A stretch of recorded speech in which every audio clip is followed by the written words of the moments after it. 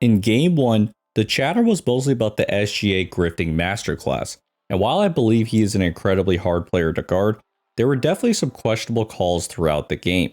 However, what had gotten overshadowed that night was an unexpected substitution the Thunder made, one that shifted the entire complexion of this game.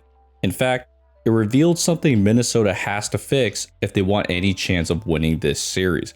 Going into the playoffs, most believed that the Timberwolves had the best chance of knocking out the Thunder. Besides just going 2-2 in the regular season, Minnesota's size and length proved to be an issue. They overpowered the Thunder at times, and considering that they just went 7 games against Nikola Jokic, there are reasons to believe that this would be a very interesting series. However, that did not happen at all in Game 1. Minnesota shot 51 threes and only scored 20 points in the paint, largely because they couldn't get any dribble penetration against the suffocating Thunder defense. And it's because the Thunder are just so damn fast. For example, with the shot clock winding down, Alexander Walker drives, Wiggins slides in perfect position, and Dort sits in the paint and then sprints out to Randall. That pump fakes way too late, and it's a shot clock violation. The Thunder defense will pressure you relentlessly.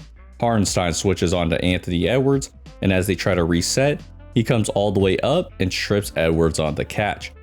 While Minnesota is huge and has a well-rounded team, their roster doesn't have great passers to deal with all this pressure.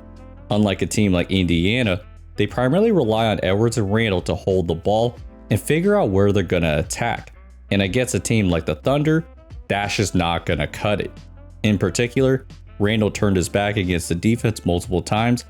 This one specifically impressed me, where Randall's trying to post up, and Hartenstein leaves a sharpshooter Conley to poke that ball away. At the same time, OKC makes up for their size with great hands, so even if Minnesota could get the offensive rebound, the Thunder would swipe as they tried to secure it. And that's when you see awkward things like this, where Gobert looks like he has a layup, but he turns his back because he thinks Dort's gonna swipe down and starts doing a ballet dance instead. Because Minnesota could never deal with the ball pressure, they ended up taking way more threes than we had anticipated, so they never could use their size to their advantage. Even for someone like Julius Randle, who has had an amazing playoffs and made 5 threes in Game 1, the Thunder are going to live with that than him successfully overpowering the defense, which never happened. However, the Thunder also had their own offensive problems. SGA was only 2 for 13 in the first half because the Timberwolves did a really good job surrounding him. With Hartenstein in the game, the Timberwolves could load up on his drives, and Shea just didn't have enough space to get good shots. So he started settling for more threes than he normally would, and it looked like Minnesota was in a good spot. Midway through the third in a 2-point game, Hartenstein then picked up his 4th foul, so he had to go to the bench, and that's when Daigneault took a risk, inserting the 6'6" Kenrich Williams in the game to play center over Chet Holmgren. Before Game 1, Kenrich Williams had not played any meaningful minutes in the playoffs, but Daigneault put him in for 2 reasons. 1, the Thunder did a great job neutralizing that size advantage, and 2, Williams can really shoot the ball. On the first possession, Rudy Gobert is on the perimeter guarding Williams, and by the time he asks to switch into the paint, J-Dub's already on his floater and scores. On the way down, DiVincenzo settled for a long 3, and Williams snatched the rebound over Gobert. Then in semi-transition, Williams moves down to the paint so Gobert can't help, and Shea now has a wide open jumper. Seeing how Williams had changed the spacing on the court, Finch took Gobert out of the game for Naz Reid, so without a rim protector, OKC's driving lanes were suddenly wide open. Williams also did a great job guarding Julius Randle, pressuring him in the middle of the floor. By the time he drives, the shot clock's already winding down, and Naz Reid has to take a contested 3. Next possession, he's matched up with Anthony Edwards, and as he drives, Williams stays in front, and Ant settles for a long mid-range jumper.